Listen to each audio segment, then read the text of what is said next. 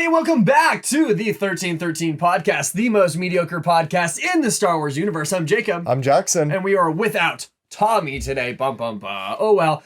Please, if you haven't already, follow us on Instagram, TikTok, and Twitter. TikTok's been popping off recently. You should go check out some of our more recent videos. We have one that's actually just surpassed 200,000 views, which is absolutely crazy. That is insane. Nobody gets the fact that it's satire, but Nope. we have gained some traction from it. So if you're here because of that TikTok, hello, welcome to the podcast. Welcome here. We're glad that you're here. But before we start, also make sure that you are liking and commenting on this video because we really like to read your comments and we would like to see your feedback. Mm-hmm. And if you want to go above and beyond in supporting this podcast, make sure you support us on Patreon. We have 3 tiers, 3 ways to support us, with our top tier being Gungan Boss, with the most amount of rewards sprinkled throughout, with not only access to a private Discord channel, not only do you get a nice little name tag at the very end of our videos, but you also get entered into our monthly giveaways. And this month, we're going to be giving away the LEGO 501st Battle Pack, the newest one inspired by Battlefront 2. So if you want to win that tasty little LEGO set, make sure that you are in the Patreon. Indeed. That's all we really got in terms of our general stuff. To kind of get into some brief Star Wars news before we talk about the biggest news of the week, which is the Bad Batch. Yes, it finally returns. Coming back out. It returns. I've been so excited for this, but the biggest thing that we had was about the development of the Star Wars Rogue Squadron project. Now, everybody originally, it had been circulating around on the internet saying that it was scrapped, it was no longer going to be done. However, the director of it, Patty Jenkins, put out a very lengthy tweet statement putting that is indeed fake news and it has been all along, and she just has not been able to respond to it because she was called back to Wonder Woman 3. So in that period of time, Disney invited her to come back to work on Rogue Squadron, so it isn't a completely scrapped project yet, which is really interesting. Yes. I still really like to see what they're going to do with a squadron-based Star Wars movie, because that's not a particular genre that we have. We have it more in a video game format. If we had, because recently, last year, Top Gun Maverick came out. Yes. And that movie was it was fantastic. If we could get something in Star Wars that captures the excitement and the intensity of Top Gun Maverick, that would be so cool. It would Just be put him in it. Put Tom Cruise in it. Tom Cruise in it. I feel like that would be really distracting because I'd just be like, it's Tom Cruise the whole time. I wouldn't be like, this is Star Wars. I'd be like, it's Tom Cruise. That'd be, it's like whenever I see Ewan McGregor in anything else, I'm like, it's Obi-Wan. I recently watched the Moulin Rouge, which is a musical from 2004 or the late 1990s. That's really crummy music of this amalgamation of pop music turned into a musical about the Moulin Rouge in France. Really weird musical, but the only reason why I watched it was Obi-Wan be singing, and then I also didn't realize that he was Lumiere in the Beauty and the Beast remake. I didn't even know that. That's him. I didn't even know that too. And I was like, wow. Huh. And I saw that in theaters, and I didn't realize. Ewan's got a great voice, but there's that, and then there's also Birds of Prey. He's the main the main villain. And the entire time we're just it's Obi-Wan. It's like when we saw the new Wonder Woman movie and it was Pedro. We're like, it's the Mandalorian. It's the Mandalorian. But he can make your life better. Life is good, but it could be better. Anyway, but no, I think it's funny that she's coming back to Rogue Squadron after James Gunn came in and said that everything of the DC universe is now gone that you knew. Black Adam with The Rock gone. Henry Cavill made a really long post about it, saying he's like, hey guys, Superman gone. That was okay. The dumbest decision ever, but we really shouldn't get into especially that after they brought him back for Black Adam. Spoilers, but it's all over the internet by now. You should know about that. It's on HBO, for crying out loud. It's the fact that they had something go. That's the problem with DC, is they get something going and then they wreck it, and then they get something going and then they wreck it. I just pray and I plead and I hope that James Gunn does not mess with the Batman 2, that Penguin show that's going to be coming out on HBO Max. If any of those things are shelved, scrapped, and Robert Pattinson is no longer Batman, I'm going to do some questionable things to the Warner Brothers household. They're going down in flames. All right. But the biggest news of this week that we are most excited to talk about today on this podcast is the return of the Bad Batch Season 2 with the first 2 episodes of Spoils and Ruins of War. Now, like we kind of had predicted before on the show, they were doing these kind of 2 parts just because the episodes were so closely interlinked that if we really just got that first I would have episode, been mad. I really wouldn't have been that I would have been happy with it. Been like, this sucks. See, I haven't really seen a whole lot of online drama about the show yet, which is good. Maybe just because it came out, maybe because the casual or not real Star Wars fans haven't watched it yet or anything. But it's just mainly the fact I saw initially when our dad had watched it, he had complained that, it's the same thing as the last season. They're running a mission, they're finishing it. But I feel like this episode sets it up for so much more. Yeah, it definitely does. It moves it out of the sphere. Like, okay, it does start off like exactly how the entirety of season 1 was. Yes, it does. They do a mission, they go to Sid, and she's like, this time, I swear to the Lord Almighty, if you do this mission, then you won't be free. And then they do the mission. She's like, psych, I lied. I got more shit for you to do. So with this, though, it actually seems like, especially with the reemergence, they're no longer hiding in the Empire now. Well, Rampart knowing that Clone Force 99 is still alive. It changes the dynamic now because they were hiding, just kind of doing jobs incognito. So this definitely sets it up for not just job Sid go do another job Sid go do another job. Yes. This now leads into something where it could be not only them running from the Empire, but maybe especially I like that Echo is not just a side character anymore. He was in this episode a lot, these two. And it seems like he's really spurring Hunter, like, we need to do more in the galaxy. Mm-hmm. We can't just sit aside. Yeah, so that's why I feel like at least with this first episode, it's the dynamic of season 1, but now it's going to transition into, okay, the show is no longer going to be, we're doing jobs constantly for Sid. I felt like the trailers were very much heavily hinting to the fact that they're going to link up with Rex or do more is for just like the cause in general, or the Republic, I guess, as Rex still wants to believe that it exists. Mm-hmm. But I feel like I can't really talk about that theme without talking about the ending so much. So if you want to go into that, we can hit everything else. Oh, let's just bounce around. Let's just talk about everything. Exactly. So the ending, shocker. R.I.P. Captain Wolko. He did look pretty cool with his hair. No, you got the tabletop. Got that the classic clone cut. No, not even that. It's that the classic clone cut comes out. His was just like somebody put a can of Sprite on his head. It was not cool. It was pretty funny though. But I mean, what really got me was the fact that it's like, okay, Rampart is willing to go to at any length necessary to scrub the Bad Batch from the face of the earth so then it doesn't blow up into his face, which I predict by the end of the season, it's going to blow up in his face. Yep. Tarkin's going to find out. He's going to lose all authority he had before, and he's going to basically die. Where's or get Rampart kept in the rest of Star Wars? Exactly. Dead. If Rampart was such a good character, why isn't he in Andor? Mm-hmm.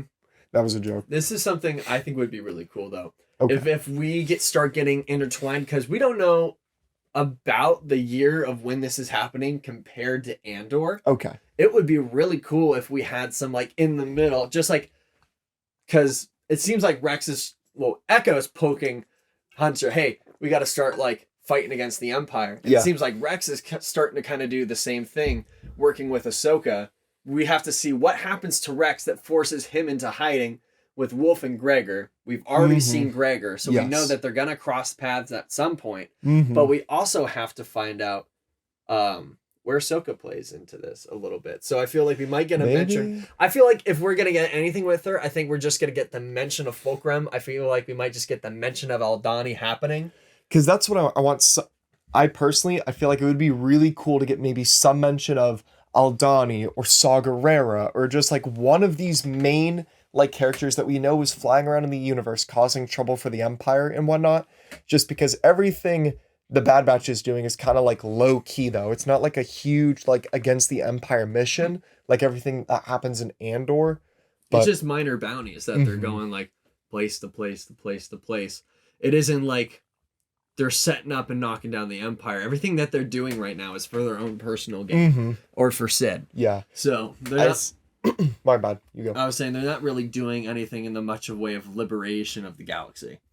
That is fair. See, what I really feel like as well in the end scene when Wilco gets absolutely domed by Rampart is that he flies off the edge. This isn't the first time. I have a feeling the way that it's done, this isn't the first time Rampart's done that.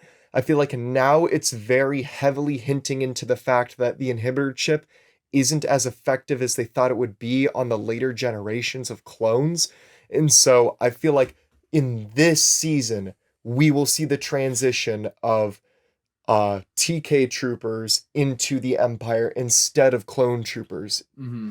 So then that also begs the question, what happens to all the clone troopers? Yes. Is there going to be a mass genocide of clones? Is the inhibitor chip going to like explode in their heads or something and like kill them all off? And is that why the only clones that we really see alive other than Hobo Clone are Rex, Wolf, and Gregor? And this also begs the question, where does Cody come into all of this? I feel like Cody's going to come into the fact that Rampart's going to be like, honestly, boss, I need to assemble a team of some real G's real quick, and we need to dome the Bad Batch. But something that I was just thinking about too is that I just remembered how in Star Wars Rebels, when Rex gets captured and he's aboard the Star Destroyer, that the Imperial officer mentions how all clones were decommissioned from the Empire, relieved of service with essentially just like the benefit of freedom and whatnot. So I feel like maybe that's what's going to happen. They're just going to let people go. Then I was also thinking about how the what was it? The Imperial officer was initially reading off that like Rex was relieved of service. So maybe that was the last like report, even though people believe Rex is dead to begin with anyway, that they believe he crashed in season 7. Well, I was gonna say his last thing was Jesse saying that he was relieved of duty. So but then again, I don't think a single fellow wrote a report. I don't think a single fellow was on that bridge at the Star Destroyer and went, let me log that real quick. I don't think a single one said, hold up, let me get out pen and paper and write that down. None of them did. So I guess I'm curious to see what happens with that. But like what you're saying with Cody, I feel like he'll be introduced as a part of maybe like a special group that's going to be responsible for eliminating the Bad Batch and tracking them down. But that also begs the question now of that Hunter was really emphasizing the point last season to Crosshair that they don't need to be enemies. They have different views of their lives and where they need to go, but they don't need to fight about it or be against each other. And the Bad Batch apparently for the last couple years has been avoiding the Empire. I removed my inhibitor chip long ago. No, you didn't. No, you didn't. They confirmed that he did though. No, he's just a genuine a-hole. He's just a genuine a-hole. Freaking with the and you know. No. I'm excited to see Rex kill Cody. I'm excited to solve. I really hope that doesn't happen. It's gonna happen. It's Dave Filoni. Why wasn't Cody in the Kenobi show? Why isn't Cody in Rebels? And why is it that Rex has a dream where he goes Cody when he wakes up in Rebels? Sounds like some true PTSD that he was experiencing. That's what I feel that we're going to see either in the mid-season finale or the end-season finale. It's going to be the end-season finale. Those two characters are so iconic. They're like people's number 1 and number 2 favorite clones. That is true. You're not going to just kill off Cody halfway through the season. Okay. So the rest of the episode, at least, we got to see that they were sent on a mission, obviously, to go to Count Dooku's castle. I guess you could say castle, mansion, fortress. Palace. But I think that was a really, really cool thing to see. And the one thing that I was really trying to hark on my dad when we finished the episode was that it's really good to see how the world and the galaxies change. Well, how the galaxy overall and the worlds change after the war. Because so many people are either confused about like, why is the Empire like being so totalitarian to begin with? Like, why are they enforcing so much power? Or what happens to the loser? What's the definition of totalitarian for those listeners that do not know it? A government that takes complete control. That's literally all I'm going to say. But I thought that was interesting just to see how after the war, they're like, that Count Dooku fella, he had a lot of stuff and we got to take it. Well, manifest destiny. Nobody else was taking it. The Serenian people weren't taking it because they were disgusted by it. That's what I thought was cool too, because I didn't think that we would see citizens of Serenia at all. So that was really neat to see how the survivor, rather than pillaging Dooku's fortress of jewels and whatever else he had, he's more concerned about that box. I don't know what the machine is, frankly. The box. of like their culture, their music, their history. He was more concerned about keeping that alive because that was more important to him. So that was a nice little tidbit of a lesson, as there were many others in the episode too. I'm sorry, we gotta talk about what the Bad Batch looks like now. We gotta talk about how we can talk about the appearances. They screwed him up.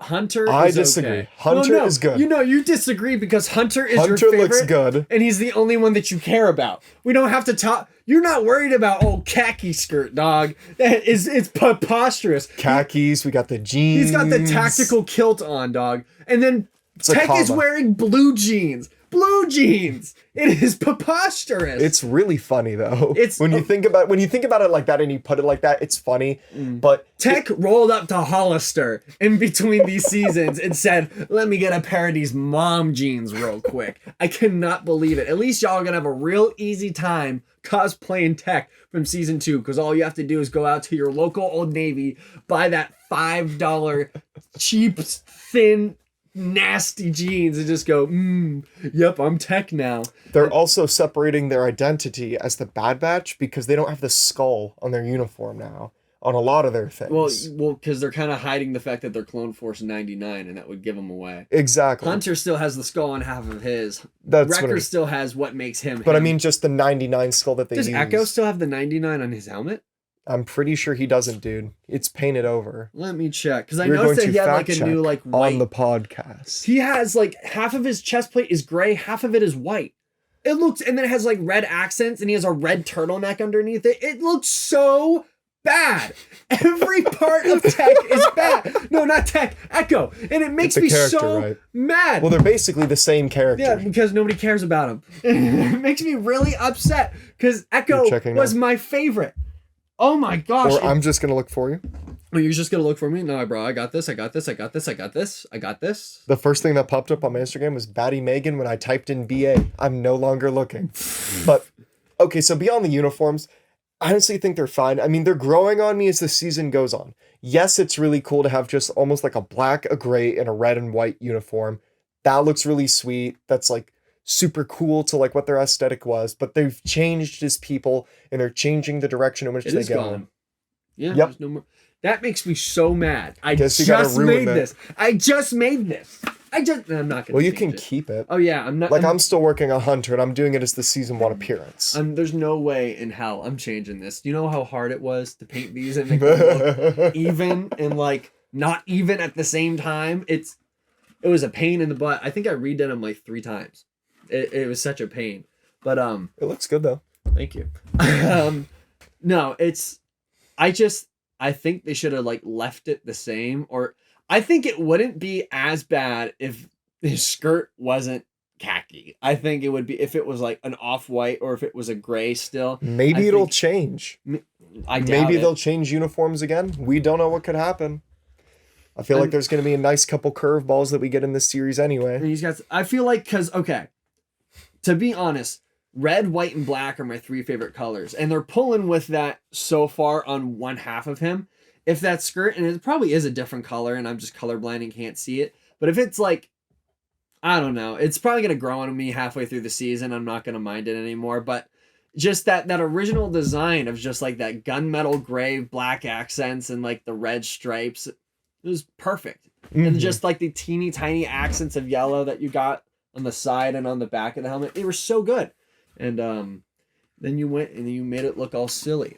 But I don't know. Let us know what you think of the redesigns in the comments below. I personally think Wreckers is really cool because it makes him not just a slate of black. It actually adds some accents to him. I do agree. So I really like how he looks now. I like that a lot. Omega's new outfit isn't really that bad at all. No, the outfit is fine. Just the hat is a bit silly. The hat's a little goofy. Is it me or does she look like older?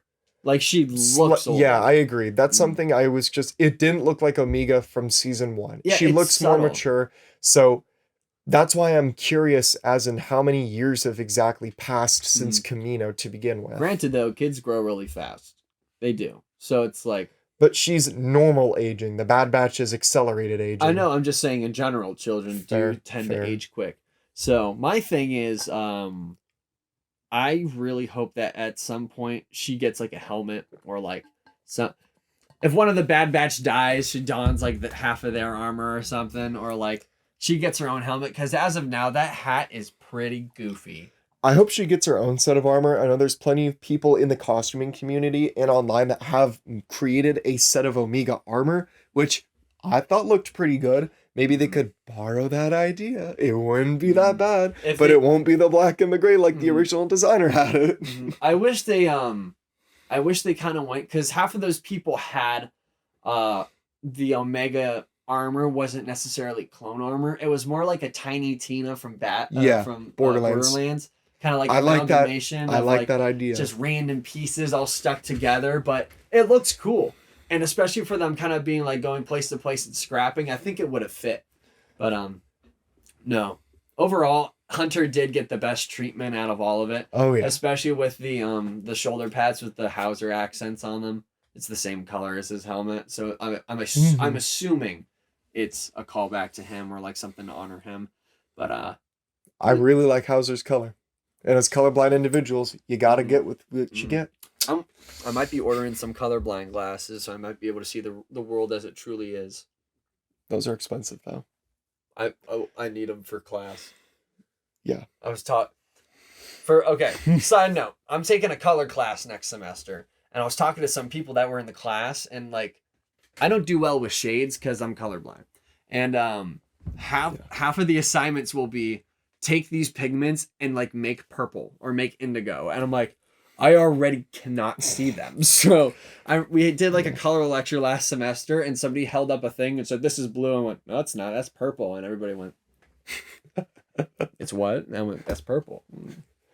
Purple literally is my least favorite color just because I'm colorblind. I know I was talking to Phase 2 in the Discord because he was asking me about a color thing, and I said, "Dude, I don't know. I'm colorblind." And he was like, "Dude, like, I'm sorry." But that's something a lot of our new listeners don't know. Yep. That's something we mentioned a lot before and then here and there. And if you've watched figure reviews from me or Jacob, it's obvious. But like, purple's my least favorite color because it's the hardest to tell apart from blue. Like, blue is my favorite. Like, overall, it's amazing. But I hate purple.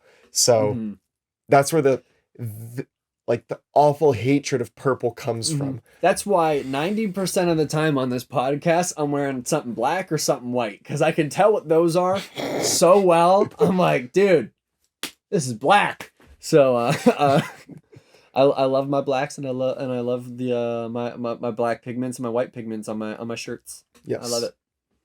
Anyway, moving beyond the coloration of their uniforms too. So I mean, really, I feel like there wasn't too much. I mean, obviously, there was the big overall lesson that I talked about before, previously, and then obviously the other one being on the fact that Omega was so concerned with getting all of the loot that they had that she needed like risk her life. I was surprised that Tech broke his leg. And then it just snap. And I was like, okay, it's a Disney show. He's going to be fine. He's like, I broke my leg. I snapped my femur. I was like, oh, well. A broken femur is one of the most excruciating pains that a human being can endure. And the fact that he just stands there and goes, it's broken. I'm not okay. He's like, he should be like, ah! Ah! Any normal human would probably pass out from the pain of snapping their femur bone. No, I agree. It's a giant bone. Have you seen a femur bone? It's about the size of that water bottle. Well, probably a little bit smaller. I have this really great video to show you when we're done. Okay. But moving beyond that as well, I feel like that could probably be something that we see in future episodes that will impede his ability to assist on missions then. Because Tech you don't becomes just the fix farmer's that horse. in one episode. Tech becomes the farmer's horse. They have to put him down because he can't walk.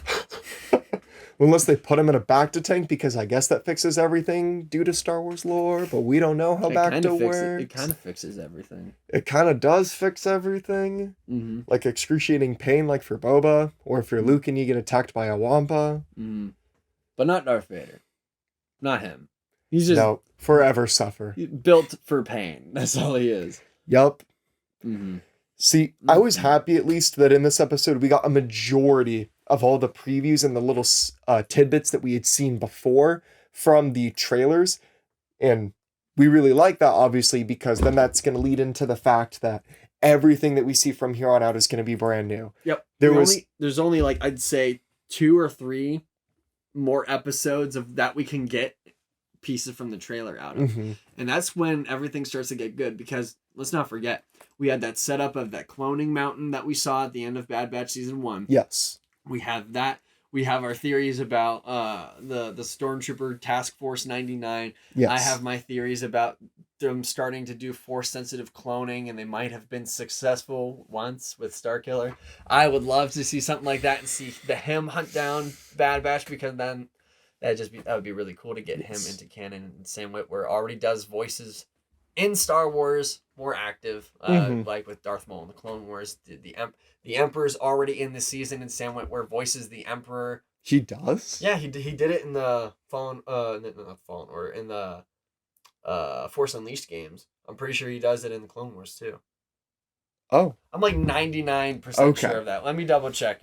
Although these are all theories still, but yeah, like we said, because then I feel confident in saying this time around that we'll see a Rex and Cody dynamic, because I know we were harking on that last year when we first started the podcast. When we saw Rex, we were like, Cody's going to be in it. He's going to be in the last episode. He'll be at Camino. And then he wasn't. And then we were like, oh, dang. Now we look pretty goofy silly for that.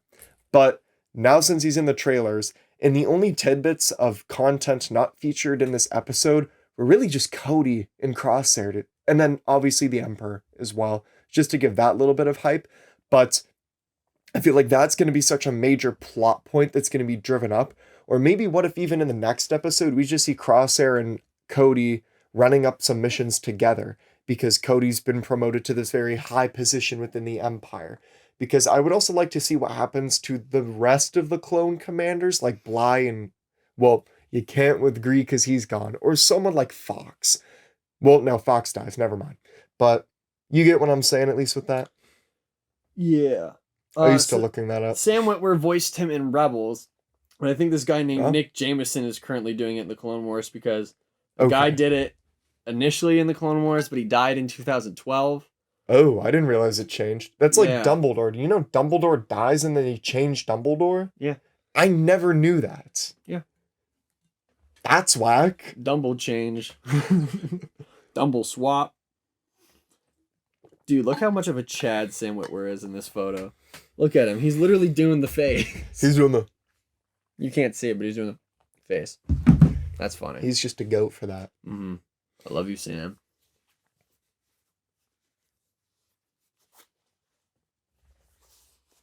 Are you good?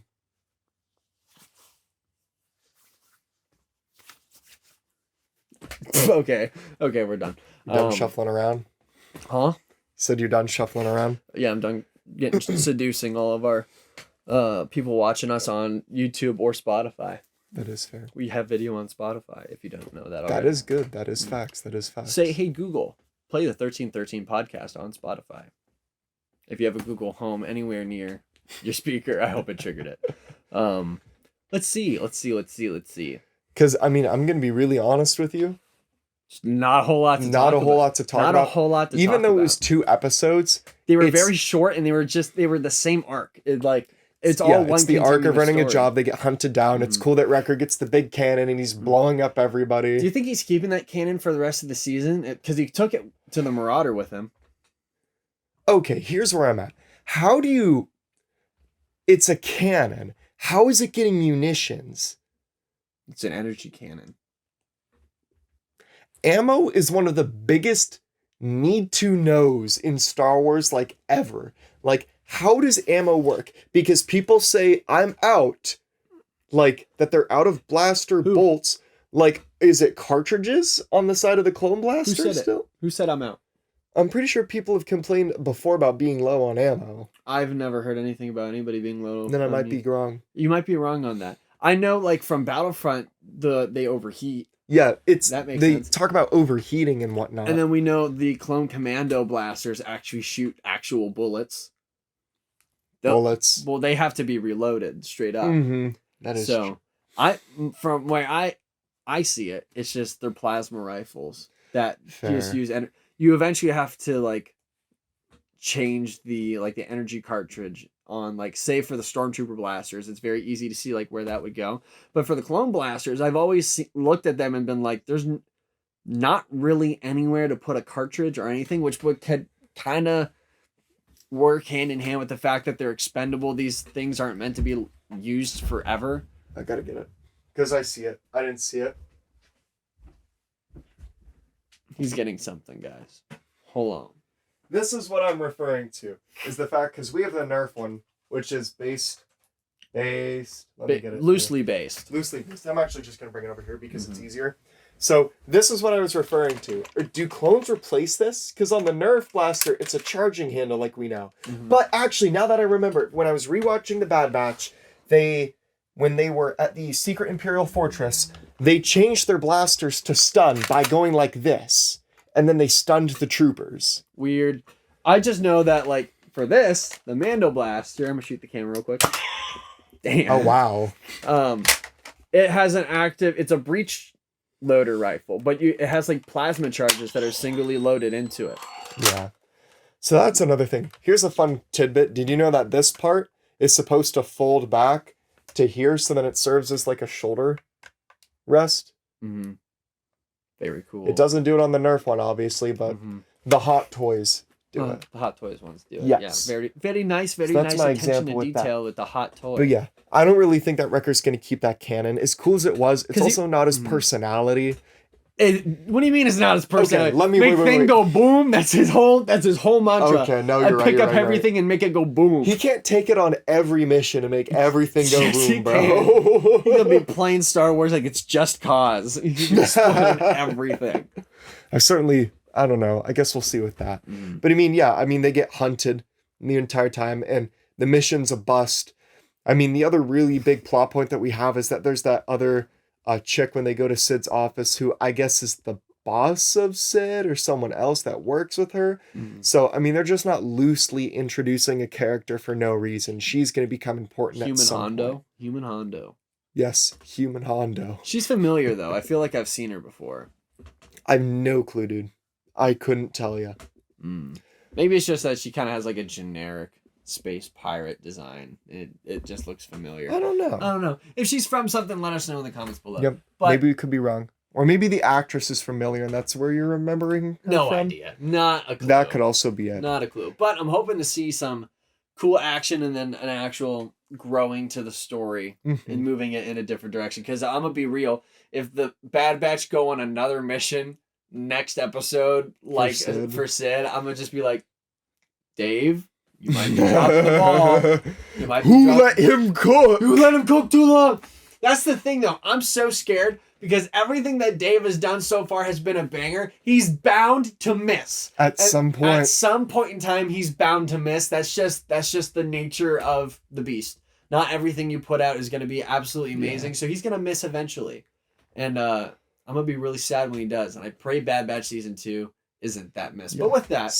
Well, I was just going to say really quick, I feel like the next episode that we get might not be all action-packed. I feel like it's going to be very much like a story-based episode. It might not be extremely amazing, and it might not be super energetic, but I feel like the next episode will be pivotal to drive us where the Bad Batch are going to go. Oh, yeah, I don't need everything to happen all at once. I just need it to shift away from doing jobs for Sid. Yes, I hope it's that good shift away from jobs finally. I know we begged for that in Season 1 in our show, but maybe now we'll finally get it.